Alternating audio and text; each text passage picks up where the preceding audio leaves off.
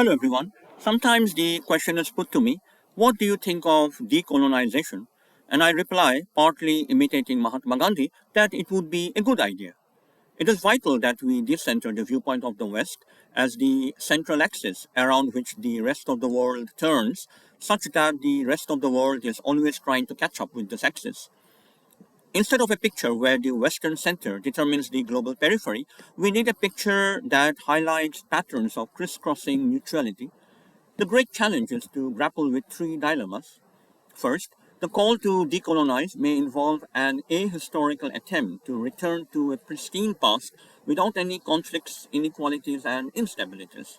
Long before the colonizer arrived, the natives had already figured out the mysteries of the universe, established the ideal social way of living, and accomplished the perfect distribution of political power. To re-nativize the world in this way is to simply invert the binary inherited from the colonizer. Instead of branding the colonized as uncivilized, this time it is the colonizer who is denounced as uncivilized.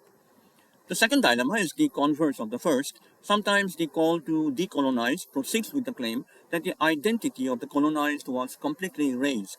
However, the point of decolonization is to highlight how, even in contexts of imperial asymmetry, the colonized sometimes exercise agential control over their everyday lives and their sociocultural contexts. Even colonial power could not wipe out the agency of the colonized, with whom it was sometimes compelled to enter into collaborations or negotiations. The third dilemma is related to the first two. The social landscape on which the colonizer arrived was characterized by pre existing differentiations of power, and on this uneven landscape, different individuals had different styles of engaging with the colonizer. Sometimes colonization reinforced the existing power of indigenous elites, and sometimes colonization generated spaces where indigenous subjects challenged local structures and institutions.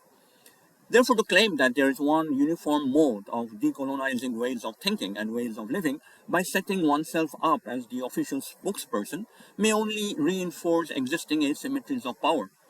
Consequently, appeals to decolonization can become a smokescreen for sustaining socio-economic or socio-cultural hierarchies inherited from pre-colonial centuries.